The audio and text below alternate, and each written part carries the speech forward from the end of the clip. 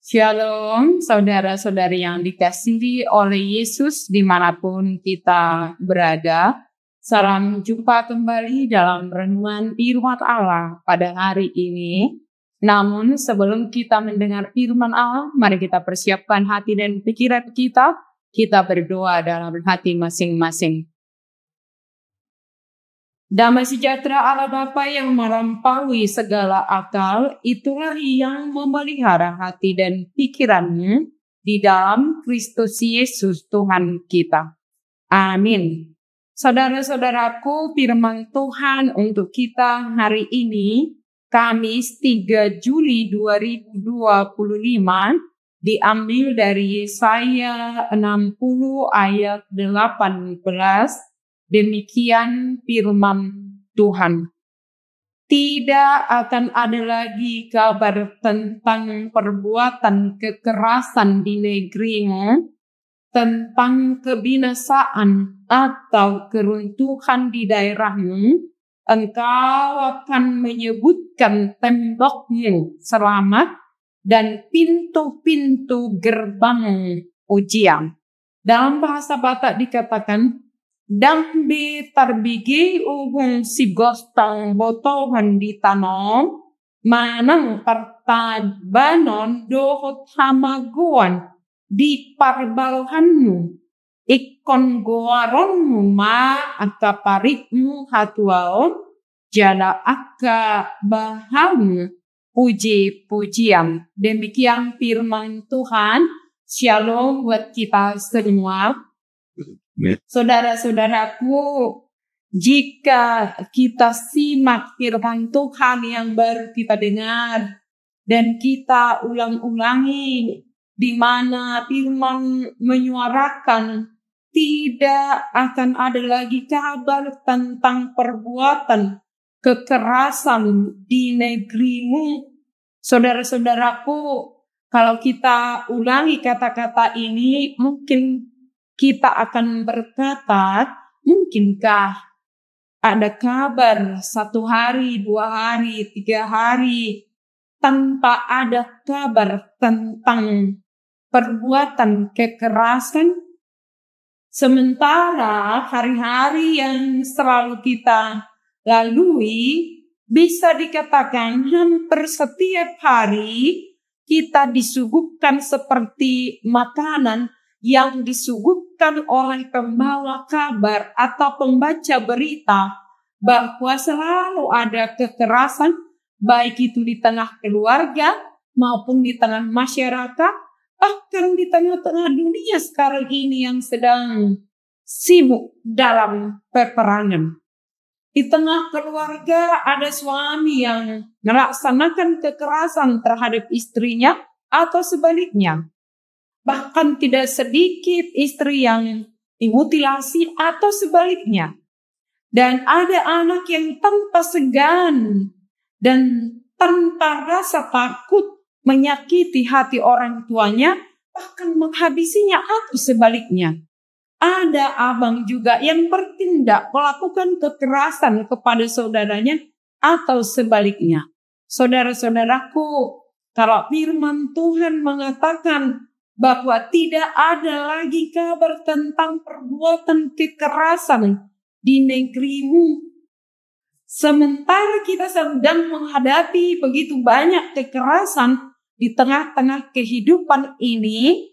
Oleh karena itu bisa seperti yang saya katakan tadi, muncul pertanyaan, mungkinkah ada kabar di mana tidak ada lagi kekerasan, di mana tidak ada lagi keruntuhan dan kebinasaan, di mana tembok-tembok yang ada yang sering menjadi pemisah antara satu dengan yang lain runtuh dan tembok itu menjadi tembok selamat. Saudara-saudaraku, firman ini dinubuatkan oleh Nabi Yesaya saat keadaan umat Allah sedang hancur. Bukan saja rumah-rumah mereka yang hancur, baik Allah yang sangat mereka banggakan pun sudah tinggal puing-puing. Ekonomi mereka hancur. Bahkan bisa dikatakan hati mereka juga hancur. Karena orang-orang di sekitarnya menghina mereka dan berkata, "Di mana Allahmu?" Karena mereka baru keluar dari pembuangan, mereka kembali ke kota, ke negeri yang dijanjikan oleh Tuhan. Tuhan telah membawa mereka dalam kompleks Yesaya 60 ini. Tuhan telah membawa mereka bebas dari pembuangan masuk ke negerinya, tetapi situasinya tidaklah seperti yang mereka harapkan baik-baik saja. Semua tinggal reruntuhan. Karena kalau dikatakan pembuangan itu sampai 70 tahun, itu berarti selama 70 tahun rumah mereka sudah tidak dirawat lagi. Dan lingkungan kota yang diberikan kepada mereka sudah tinggal puing-puing. Tetapi Tuhan berjanji melalui firman ini bahwa Allah akan memulihkan keadaan umatnya. Kalau selama ini mereka menghadapi kekerasan di pembuangan, Allah berjanji sesuai dengan nubuatan firman Tuhan yang disampaikan oleh Nabi Yesaya bahwa kekerasan, perang, dan kerusuhan, keruntuhan akan berakhir. Mereka akan membangun reruntuhan yang sudah berabad-abad dan akan mendirikan kembali tempat-tempat yang sunyi. Di pasal berikutnya itu dikatakan pasal 61, di situ dikatakan mereka akan membangun reruntuhan yang sudah berabad-abad dan akan mendirikan kembali tempat-tempat yang sejak dahulu menjadi sunyi. Mereka akan membaharui kota-kota yang runtuh, tempat-tempat yang telah turun-temurun menjadi sunyi, itu akan diubah. Yang tadinya sudah hancur akan dibangun kembali, reruntuhan yang sudah mereka saksikan itu bersama dengan Tuhan, pemulihan akan terjadi.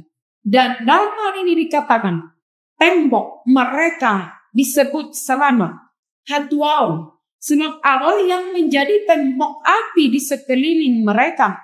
Tembok mereka tidak lagi terbuat dari batu-batu, tidak lagi buatan tangan manusia, tetapi Allah sendiri yang menjadi tembok mengelilingi mereka, sehingga tidak ada musuh atau kekuatan apapun yang bisa menembus kota dan merusak hidup mereka. Sebab Allah yang menjadi tembok pelindung yang membentengi hidup umatnya. Saudara-saudaraku, hal yang kedua yang dikatakan ketika kekerasan sudah dihilangkan, Allah yang menjadi tembok tadi, Dia juga yang akan menjadi pintu gerbang. Dalam hal ini dikatakan, dan pintu-pintu gerbangmu pujian. Pintu-pintu gerbangmu pujian. Kalau Allah hadir menjadi tembok yang mengelilingi umatnya, maka Dia juga akan hadir menjadi pintu keselamatan. Yesus sendiri berkata, "Akulah pintu, barang siapa masuk melalui aku, ia akan selamat." Yohanes 10 ayat 9. Inilah janji Allah kepada umatnya pun kepada kita semua yang percaya padanya. Jika Allah hadir, maka kekerasan permusuhan akan sirna, sebab Dia adalah terang yang akan menerangi kegelapan dunia, dan Dia adalah Allah yang hadir di dalam diri Yesus yang mendamaikan kita manusia yang berseteru dengan Allah dan mendamaikan kita dengan sesama kita. Yesus adalah Raja Damai yang sudah mendamaikan kita yang berseteru. Yesus hadir menjadi Raja Damai bagi kita. Oleh karena itu, jika kita tinggal diam di dalam Dia yang adalah Raja Damai, kita pun akan mengalami shalom itu. Jadi kalau dikatakan tidak ada lagi kabar tentang perbuatan kekerasan di negerimu, tentang kebinasaan atau keruntuhan di daerahmu, ini juga mau menggambarkan bagaimana Yesus itu hadir di dalam hati kita menjadi juru selamat, juru damai yang mendamaikan hati kita. Sekalipun dunia sedang berperang, di daerah-daerah, di negara-negara yang sedang berperang di Timur Tengah sana. Tetapi jika kita diam, hati kita didiami oleh Yesus, oleh Roh Kudus, maka akan ada kedamaian di hati kita, di pikiran kita. Dan oleh karena kita sudah hidup dalam damai di hati kita juga, hidup kita juga akan memancarkan damai itu. Saudara-saudaraku, memang saat ini bahkan kita sedang diperhadapkan dengan perseteruan dengan diri kita sendiri. Oleh karena itu, firman ini mau mengatakan, baiklah kita percaya dan mendengar firman Tuhan, karena bukan kali ini Yesaya menubuatkan bahwa kekerasan akan hilang. Di Yesaya 2 juga itu sudah disebut di ayat 4, di mana alat-alat perang akan ditempa menjadi alat-alat pertanian, dan orang tidak akan belajar lagi untuk berperang, tetapi kedamaian akan ada. Juga di Yesaya 11 ayat 6 sampai 9, di situ dikatakan bagaimana binatang buas dengan binatang yang tadinya jadi mangsanya sekarang menjadi pisah. Sama-sama yang tadinya singa tidak bisa bertemu dengan kawanan domba, sekarang dikatakan di Yesaya 11 ayat 6 sampai 9, di situ disebutkan serigala akan tinggal bersama domba dan macan tutul akan berbaring di samping kambing. Anak lembu dan anak singa akan makan rumput bersama-sama dan seorang anak kecil akan mengiringinya.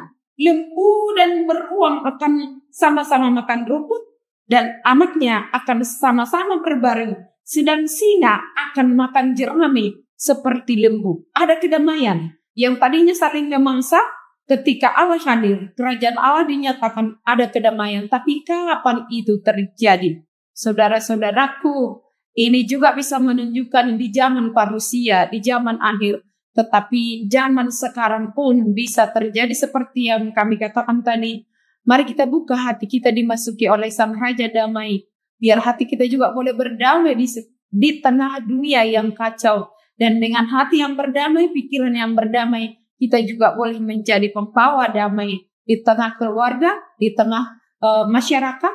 Dan Yesus Sang Juru Damai itu yang terus bekerja dan berkarya dalam hati kita. Maka pilihan ada pada kita. Maka kita ditinggali oleh damai yang dari Allah itu, atau kita menolak. Jika kita mau, damai sejahtera akan selalu tinggal di hati kita, di hidup kita, dan kita menjadi pembawa damai di tengah-tengah kerusuhan dunia ini. Tuhan memberkati. Amin. Kita berdoa. Terima kasih Tuhan atas firman-Mu yang mengingatkan kami bahwa pada waktunya Allah akan memulihkan keadaan kami. Kekerasan dan kekejaman akan berubah menjadi damai sejahtera. Dan orang-orang yang berseteru, pihak-pihak yang saling memangsa pun akan saling menerima dan boleh duduk bersama dan boleh makan bersama. Terima kasih Tuhan untuk firman-Mu. Biarlah kami juga didamaikan oleh kuasa Roh Kudus-Mu dengan diri kami. Kami boleh berdamai dengan sesama kami. Dan kami boleh menjadi pembawa damai di tengah-tengah keributan dan kerusuhan dunia ini. Terima kasih Tuhan. Berkati kami semua yang mendengarkan firman-Mu. Berkati umat-Mu. Dan kami berdoa buat negara yang sedang menghadapi peperangan. Damaikan mereka Tuhan. Dan beri mereka pemimpin-pemimpin yang menjadi pembawa damai, bukan sebaliknya, sehingga masyarakat juga boleh dalam keadaan damai. Damaikan kami dengan sesama kami, terlebih dengan Tuhan sumber damai sejahtera. Biarlah kami hidup di dalam Tuhan. Terima kasih Tuhan, ampuni kami atas segala kekurangan kami dan sempurnakan doa kami di dalam doa yang Tuhan ajarkan. Bapa kami yang di surga, dikuduskanlah nama-Mu, datanglah kerajaan-Mu, jadilah kehendak-Mu di bumi seperti di surga. Berikanlah kami pada hari ini makanan kami yang secukupnya, dan ampunilah kami akan kesalahan kami, seperti kami juga telah mengampuni orang yang bersalah kepada kami. Dan janganlah membawa kami ke dalam pencobaan, tetapi lepaskanlah kami daripada yang jahat. Karena Engkaulah yang mempunyai kerajaan dan kekuasaan dan kemuliaan sampai selama-lamanya. Amin. Kasih karunia dari Tuhan Yesus Kristus, dan kasih setia dari Allah Bapa serta persekutuan Roh Kudus menyertai kamu sekalian. Amin. Shalom buat kita semua.